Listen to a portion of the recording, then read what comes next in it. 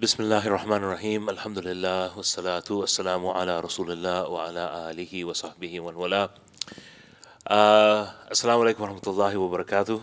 Salam.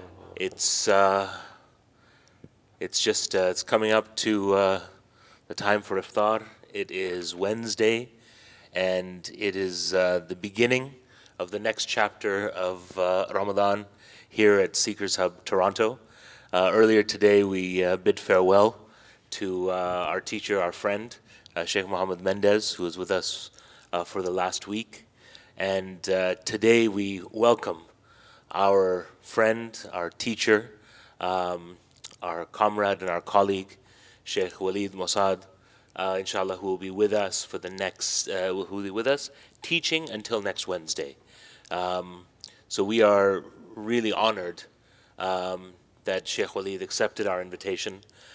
This is an incredibly busy time for him, and mashallah, he's come with him, and he's come not just on his own, but with his family, which is a double honor for us to have all of them here with us.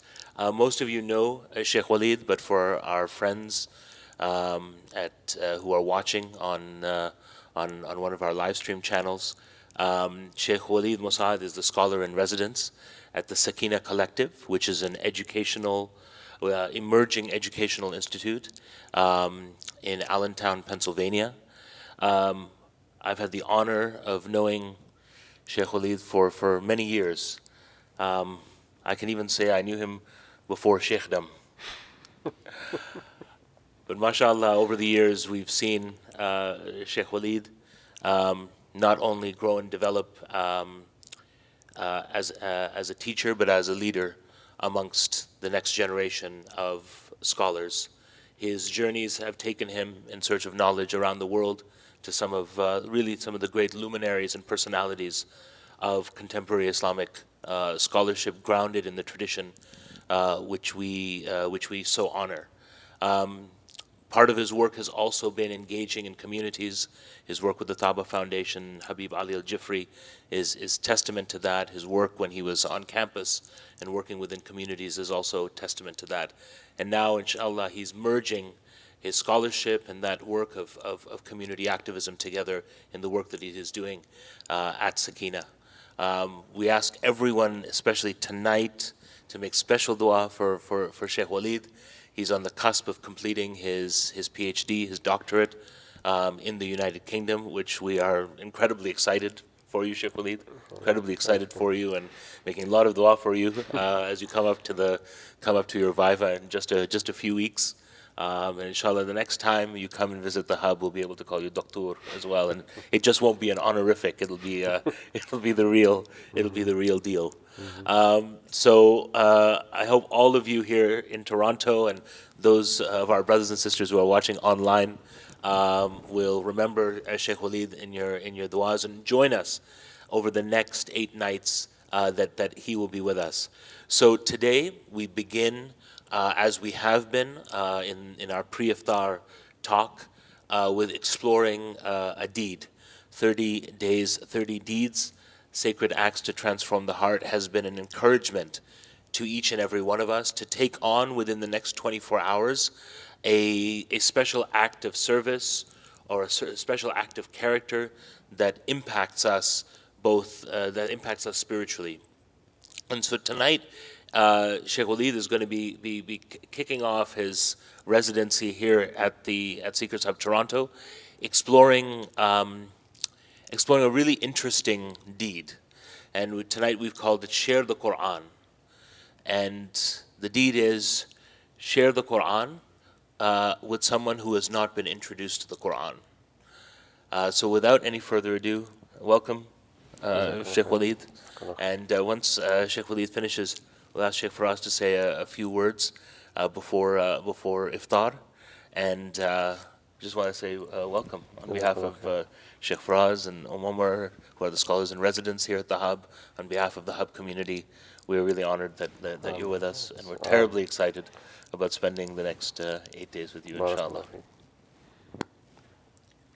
بسم الله الرحمن الرحيم الحمد لله رب العالمين وأفضل الصلوات وأتم التسليمات على مبعوث رحمة للعالمين سيدنا وحبيبنا وقرة أعيننا سيدنا محمد النبي الأمي وآله وصحبه أجمعين وبعد.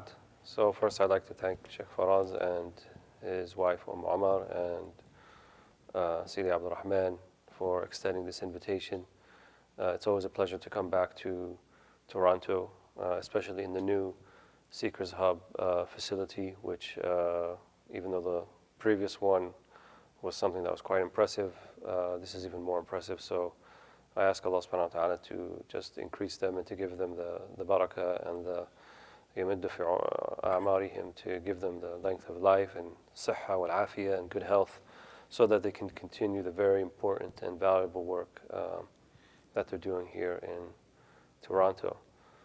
So I'm also very honored to have this invitation. This topic that Sayyid Abdul Rahman just introduced to you was just introduced to me as well, so full disclosure. So sharing the Qur'an with someone else. I recently taught a course a few weeks ago about the Qur'an, and it was a text, basically cover some aspects of the text of the jewels of the Qur'an for Imam al-Ghazali. And I found that al-Ghazali took a very interesting approach in it. And for those who are not familiar with it, he used a lot of metaphoric symbolism and language to talk about how one can kind of dive down to the depths of the Qur'an. So the name of the book, The Jewels, is also called Jawahir wa Durar, Jewels and Pearls.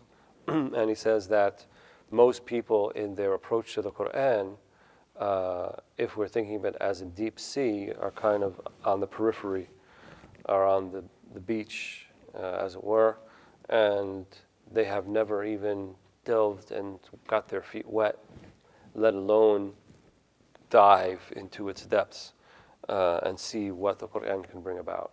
So I think to properly introduce the Qur'an to someone else, I think it's as Sayyidah Aisha said when someone asked her, one of the tabi'een, about the Prophet ﷺ and his character. How was he? Right? And many of the tabi'een, many of the successors who came after the companions, this was a common question. They would say, Sifli Nabi Allah, describe to me how the Prophet ﷺ was. Sayyidina al-Hasan and al-Hussein in the Shama'il, even though they were Sahaba and alive at the time of the Prophet ﷺ, but they were very young. And they would ask whom they referred to as their maternal uncle, but who was actually the Rabib, or the one raised in the household of the Prophet ﷺ, who was the daughter of Khadija from her second marriage, from Ibn Abi Hala, Hind. So they'd ask him, describe to us the Prophet ﷺ. وَكَانَ وَصَّافًا, right? And he was someone who was a describer, who was able to do that. So what we know as the hilya, or the outward description as well as inward description of the Prophet ﷺ, is attributed to the Rabib, or the one who was raised in the household of the Prophet Muhammad ﷺ. So there's always what we call this shaghaf, or this kind of longing and a desire to, imagine you're only one generation separated from the Prophet ﷺ. So you live with people who knew him, right? And they're your teachers, and they're your parents, maybe grandparents, cousins even. So you tell me, what was he like? And I think Aisha she was obviously a scholar in her own right, but when I read her hadith and the way that she kind of addresses people, she was also quite no nonsense, I think, and didn't tolerate a lot of nonsense from people. One hadith in the Muwatta, one of the Sahaba, I think, one of the younger Sahaba, he was asked about something and she didn't like his answer. And she said, you know what, you're kind of a little bit like the rooster who just talks a lot but doesn't really know what they're talking about. Something to that degree. So when this person came and asked, tell me about the Prophet ﷺ, she said, أَمَا تَقْرَأِ الْقُرْآنِ? Do you not read the Qur'an? كَانَ خُلُقُهُ الْقُرْآنِ. Right? So if you were imbibing what the Qur'an is, and you were reading it, really reading it, then you would know what the Prophet ﷺ was like. So she said his character was the Qur'an, or his character was an embodiment of the meanings of the Qur'an. And some of them, when they talked about, well, how is that so? How did his character embody the meanings of the Qur'an? They said, well, some of the verses in the Qur'an are quite obvious, right? خُذِ الْعَفْوَ وَأْمُرْ بِالْعُرْفِ وَأَعْرِضْ عَنِ الْجَاهِلِينَ. Pardon and command to the common good, and that was good, and do not be distracted or turn away from those who are haughty and ignorant, right? And that is obviously something of character. Other,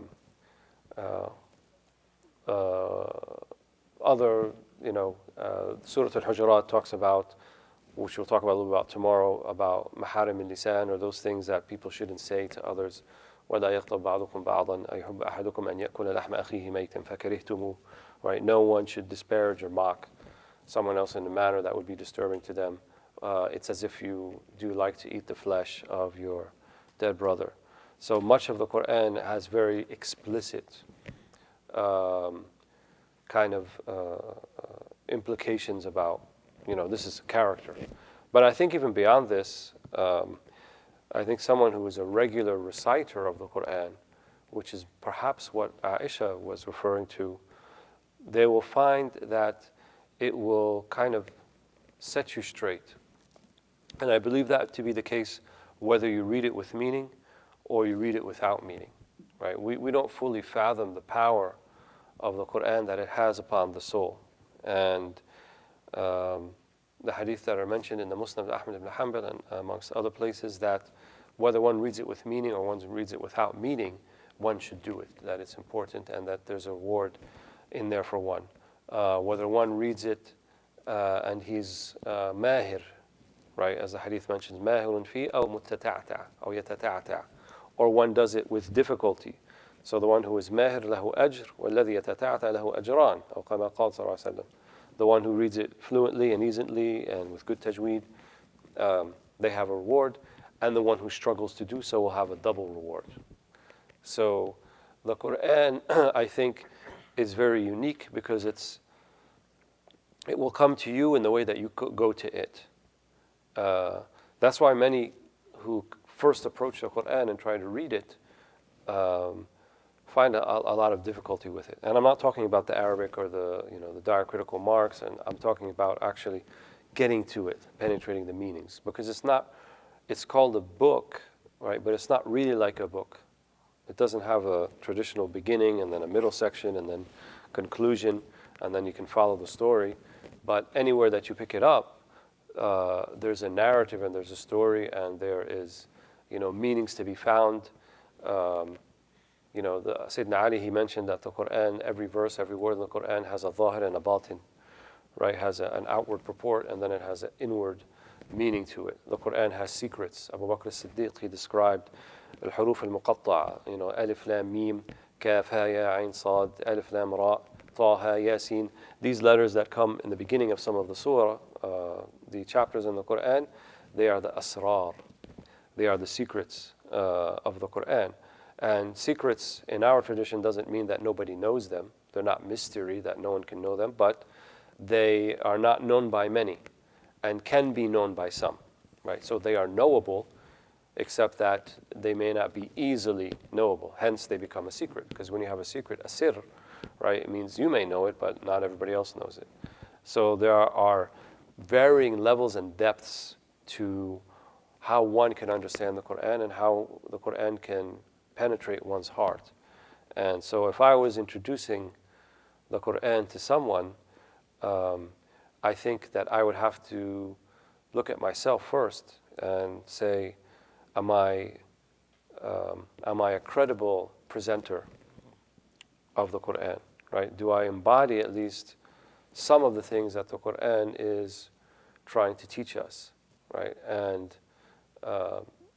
because the Qur'an could be hujjatan lak or hujjatan alayk. It could be a proof for you or a proof against you, right? And some of the hadith indicate that there will be people who recite the Qur'an and they're actually reciting against themselves, not for themselves, right? They're actually cursing themselves and they're not doing a benefit for themselves. And they said that the meaning here is they're not living up to what the Qur'an is asking them, is commanding of them. And Allah says, كَبُرَ مَقْتًا عَنْدَ اللَّهِ أَن تَقُولُوا مَا لَا تَفْعَلُونَ. Right? The biggest maqat, one of the most detested things to Allah subhanahu wa ta'ala, is to say that which you do not do.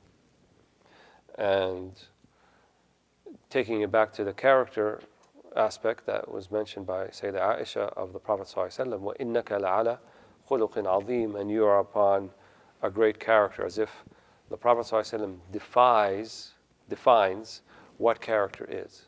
So you want to see the Qur'an embodied in an individual, in a human being, and in a manner that will never be embodied like anyone else, then look to the Prophet Muhammad ﷺ. So the Qur'an really is, it's part of, it is the whole thing from one aspect, and it's part of the whole thing from another. I think in popular, I hate to say it like this, but in popular culture today, there's kind of this this impression that, unless it's in the Qur'an, then, Muslims don't have to do it, right? And you see this in the print media a lot, and even electronic media, like, where in the Qur'an does it say that people have to have beards or wear hijab or do this? And then they kind of look and search for the verse specifically that has it. And so there is this understanding or impression that Qur'an, it is everything indeed, but at the same time, everything else comes from it, right? And that's one of the points that Al-Ghazali makes in his book, Jewels of the Qur'an, that all of the ulum come from the Qur'an, right? So they can come, and he describes it as like a seashell, right? So if you find a seashell on the shore or in the sea, it has kind of its outward part, right? And then on the inside where the pearl is, right, on the outward is kind of a little bit rough exterior, and on the inward it's smooth, right, where the pearl lies. And he said that the ulum of the Qur'an can be looked at in this manner. So the exterior part, right, if you take it to the very basic, most basic premise of the exterior disciplines of the Qur'an, you would look at ulum al-Arabiyyah. You would look at the disciplines of the Arabic language. So someone who's being introduced to the Qur'an, the first thing we do with them usually is we teach them how to recite it. So they learn the letters, right? Min al-alif ila al-ya. They learn all 27 or 28 letters of the Arabic language, and then they have to learn some of the sounds associated with them. Then they learn that these letters have particular points of articulation, how you pronounce them, right? So the dal is different than the dad, and the sin than the sad, and the dal than the dha, then the zay, then the sin, then the sheen, so forth. So someone like Sibawayh, right, who is credited with articulating the linguistic aspect initially of the Qur'an, right, and also he is probably the most famous grammarian of the Arabic language, even though he was a Persian, and that was his native tongue, but nevertheless, he talked about these points of articulation, right, of how there are guttural letters that are pronounced from the throat, there are letters that are pronounced from the tip of the tongue, there are letters that have to do with the lips, like an ab, am, ba, and mim, right? The tongue letters, el, firra min lub, and they have these mnemonics so that you can know them. So people learn that when they learn tajweed, but if you make the Qur'an, that's all it is, then you don't know the Qur'an, right? And there are people who are specialized to the degree in tajweed that, if you ask them about something else, they say, well, I just know this part. This is my specialty. I just know the tajweed and I know the letters and so forth. And it's a whole kind of world unto itself. But you haven't penetrated the meanings of the Qur'an. Then you go from the letters to the words. So when you put letters next to each other, they make words. And the scholars found that most 80 to 90% of the words in the Arabic language actually come from triliteral root, where it only consists of 3 letters. And that most of the other words can be derived from those triliteral roots. So darasa, you get daris and madrus and dars and darrasa and madrasa, right? They all come from this dal ra sin, which means to learn or to teach, right? And depending upon the form that you're using. And then those letters put them together in sentences, right? And then they make meanings, right, when they're together. So all of the ulum of the Arabiya, at least, of the Arabic language, sprout forth from just the basic exterior part of it, right? Now, the interesting thing that Ghazali says, let's say we move on to the meanings, right? What would traditionally be called tafsir. He said this is still part of the exterior part. It's part of the exterior part, but it is the most inward exterior part. In other words, you're one level removed from getting to the interior, but you haven't reached it yet, which is what would be kind of the traditional tafsir of the verses of the Qur'an. He said you don't start getting to the interior, right, to the inward meanings, right, until it's not based upon just reading these tafsir, but it's based upon these meanings penetrating you, right, and things then that will unveil themselves to you, right, things then that you will, when they unveil themselves to you, then you will actualize them within you. And so when I read that hadith of Aisha radiallahu anha, كان خلقه القرآن, obviously it has to be she's talking at the highest level, right? Which would be the most inward and interior aspect of the meanings of the Qur'an, such as that they penetrate one to the degree that their character is indistinguishable from those very meanings that sprout forth from the Qur'an. And these are the type of Muslims we want to be. So I think the best way to introduce someone to the Qur'an is not to hand them a translation of it or to teach them a particular surah, even though those are ways, but I think the best ways is show them how to live it. Be the walking Qur'an. Be the meanings that you are going to teach them that come from a particular exegesis or tafsir of the Qur'an. But unless we're embodying those things, I think it'll be difficult for people to have a good introduction to the Qur'an.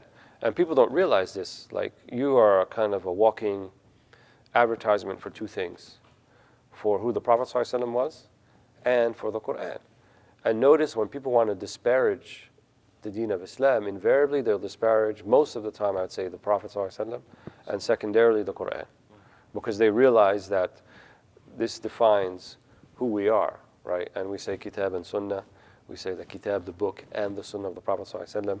And they're actually, I think, two aspects of the same unified whole, right? They're not two separate things. You cannot divorce or separate the Sunnah from the Qur'an from the Sunnah, and then hence you cannot divorce all of the ulum al-mushtaqqa, all of the derived disciplines, right, in their entirety, which include ulum al-hadith and al-tafsir and al-fiqh and usul al-fiqh and all of these disciplines that come from the Qur'an.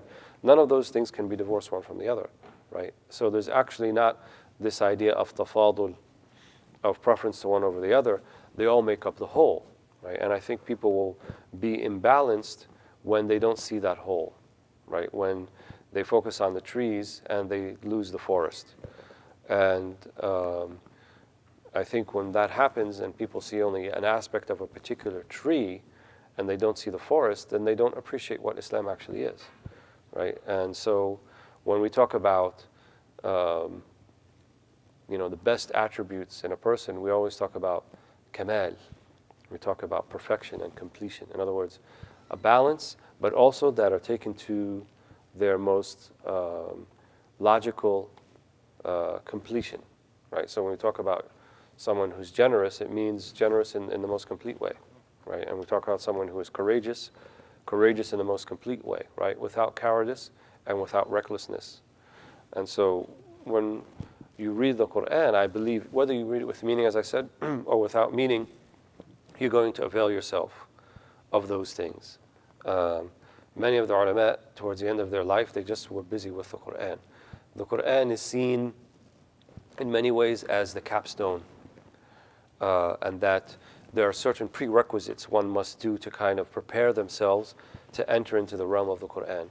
Very much in the same way that the Prophet ﷺ, also much of his life was preparation up until the time he goes for the Isra and Mi'raj, right? And not to get into the exact events that happened during that night, but there were preparatory things that happened, like just as when he was a young boy, 3 or 4 years old, and his heart was taken from his chest and purified by the angels, it was also done immediately prior to the Mi'raj, when he goes through the 7 heavens and beyond Sidrat al-Muntaha, the furthest low tree where no other being has gone beyond, not even the angels.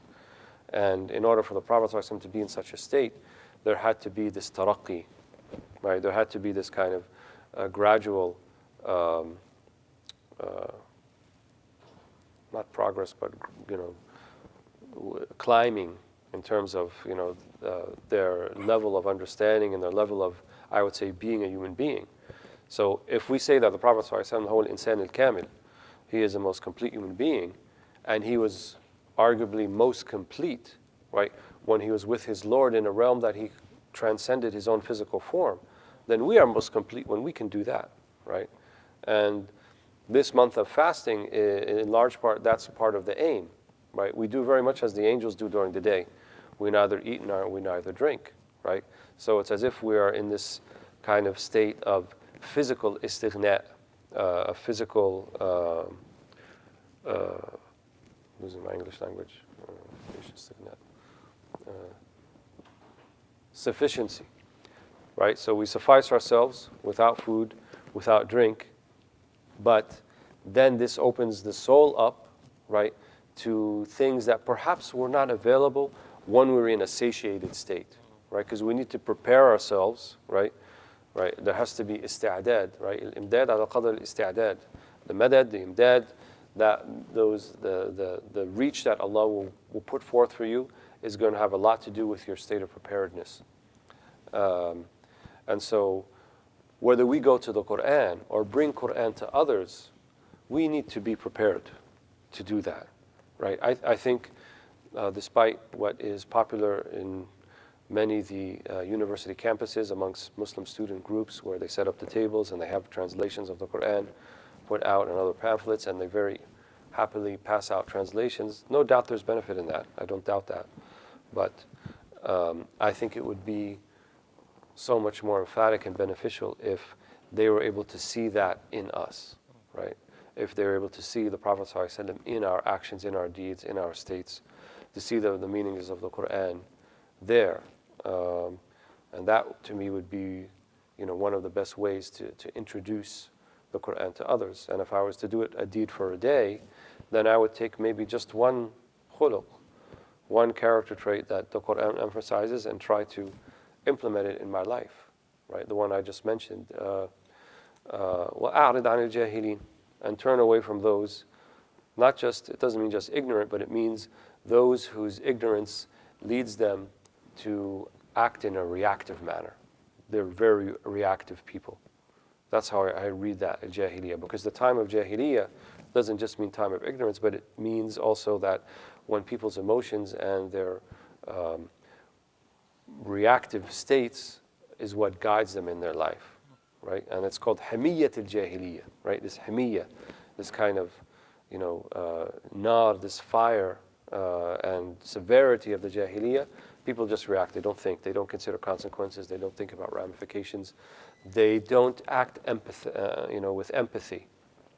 Right? And empathy is a large part of khuluq, right? Do unto others as you do unto yourself, the golden rule, right? أَن تُحِبُّ لَأَخِيكَ مَا تُحِبُّ لِنَفْسِكَ. To love for your brother what you love for yourself. And that could be considered the fountainhead, so to speak, of akhlaq. Basically, when in our relationship with the other, just keep that in mind. Do unto them as you would like to be done unto yourself, right? Show them mercy as you would like to be shown mercy, right? يَرْحَمُ مَنْ فِي الْأَرْضِ يَرْحَمْكُمْ مَنْ فِي السَّمَاءِ. Right? Show mercy to those on earth, and then the ones in the heavens will show you mercy.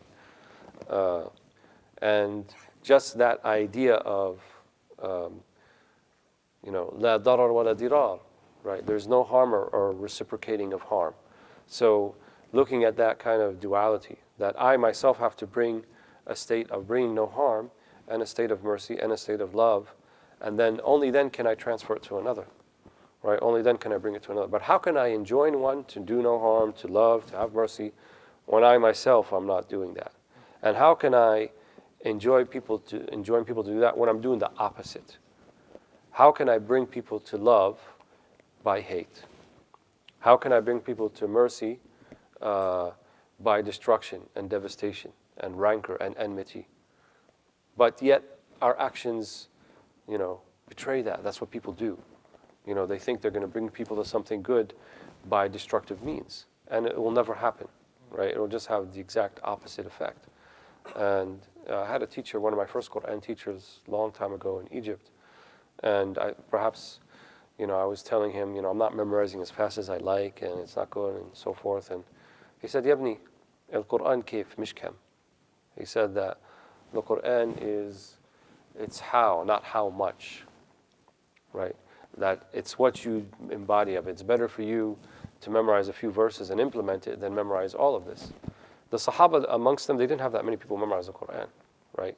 Why? Because they wouldn't learn a verse except they would want to implement it, right? Except they want to take it to heart. And implement it doesn't mean just the exterior meaning of it, but it's inside of them. It blends with their soul, right? Such as that everything about them is Qur'an, right? Some of the udaba, the people of the Bell's letters, they mentioned that there was people who, even their speech, every word that they say would be a verse of the Qur'an. They didn't have their own speech, right? They would, someone would knock on the door and they say, "Can I come in?" They'd say, "Udkhuluha bisalamin aminin," right? Enter it and you will find peace and sincerity and so forth. So they didn't want their words to go beyond anything of the words of the Qur'an.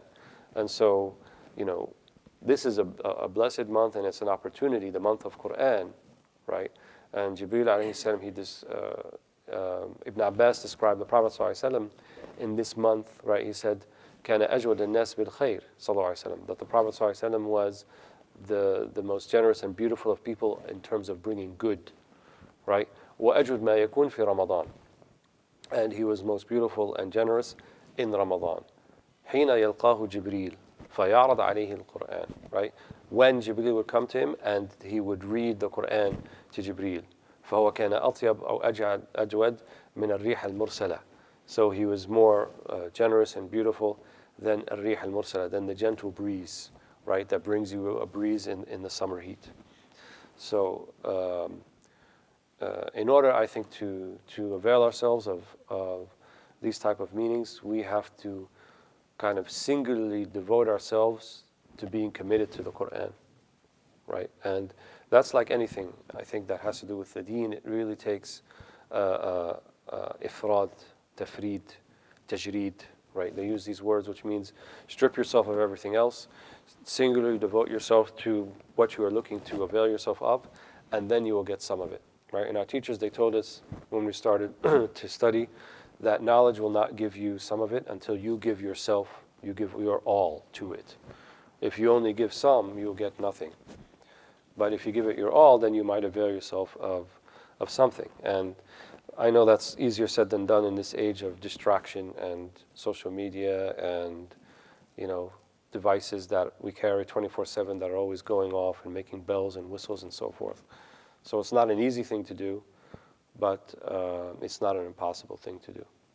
So this isn't deen impossible. It's not mission impossible. It's mission difficult, but not mission impossible. So, alhamdulillah rabbil alamin.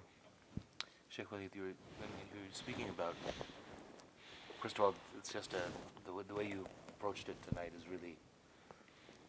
really fresh, and this idea of that, when we come to kind of introducing the Qur'an, when we come to introducing the Qur'an to others, we often see it as the introduction of a text, of a translation, but I think this raising the bar on how we introduce it by embodying it is really powerful. But you said something about experiencing the Qur'an either with meaning or without meaning, that in the recitation of it, in the hearing of it, and it reminded me of maybe you've had the same experience in your work, particularly teaching those who might not have been introduced to the Qur'an, that often it's just through the recitation of it and the beauty of that recitation that someone who doesn't understand the meanings will become enamored or enraptured with it. I remember once we were at a teacher's institute in Dar al-Islam, New Mexico, and Shaykh Abdul Hakim Murad played a recording of the Qur'an being recited in congregation from in one of the masajid of Fez. And I remember there was a teacher there who wasn't Muslim, And after she came out of the session, she remarked that she felt that the inside of that her brain inside her head was buzzing. SubhanAllah. That she said it so impacted, just the hearing so impacted her, and that in a way was an opening for her to say, if that's had an effect on me just by hearing and experiencing you can say the rhythm, the musicality, the rhyme, the meter, then I want to know what it actually says. Right, right. Yeah, mashallah. No, definitely. I remember as an undergraduate engineering school, long time ago, maybe not so long, I had some classmates and I had the Qur'an on in the car, and they're like, I think we had an exam to do. It was probably like electromagnetic fields or something crazy like that. And he's like, yeah, no, we need to play that because that worked last time, when we were listening to the Qur'an before we went to the exam. So they like to listen to it. So, now obviously there's an aesthetic aspect to it, no question about that. And we know that aesthetics, or the study of beauty, we've kind of been cheated and swindled by popular culture, which tells you, whatever you decide is beautiful is going to be beautiful. Beauty is an eye of the beholder and that type of thing. But it's really, there are qawaneen, there are rules to what's beautiful and what's not, right? And beauty, more often than not, is about order and balance, symmetry, things in their proper place. Because you could take a very beautiful kind of stone church-looking building, but if you put it in the wrong place, it doesn't look right. Or you can take a modern skyscraper, but if you put it in the middle of a green forest, it doesn't look right, right? So it's also about in its proper place. So that deals with sound, that deals with images, that deals with character, right? All aspects. So it's not a coincidence that the word for beautiful and good in Arabic is pretty much the same, al-hasan or al-husn, right? It means both beautiful and it means good, because that which is good is going to be necessarily beautiful, and that which is ugly is going to be necessarily evil, right? Or that which is evil is necessarily going to be ugly, right? It's not going to be something that's going to be appealing if it is seen, right, بالعقل السوي والقلب السليم, right? If it's seen by a sound heart and sound mind, then they will reject that. And it's only that our hearts and minds can get somewhat polluted that we fail to discern what is beautiful and what is not, what is good and what is not. So the Qur'an it's important because, you said a text, or it's not really even a text, right? Because it is something that can be written as a text, but when we say, the ulama traditionally, they didn't call that Qur'an. They didn't say, hand me a Qur'an. They would say, hand me a mushaf, right? Which means from suhuf, which means scripture, something written down. But Qur'an, right? They said that word actually means either jama', right? Inna alayna jam'ahu wa Qur'ana, right? That we gather it together. So it's a gathering of meanings, right? That are indicative of the pre-eternal speech of God. That's what it is, right? Which is unimitable. No one can copy it. No one can produce something like it. And the Arabic language itself is the vehicle by which we can have access to this uncreated speech of God. And that's why the theologians, they talked about al-kalam al-lafzi wa kalam al-nafsi, right? That there's the verbal aspect of it, which is the Arabic language. And then there's something else called al-kalam al-nafsi, which is the actual meanings of God, which you have no way of knowing except via the Arabic language.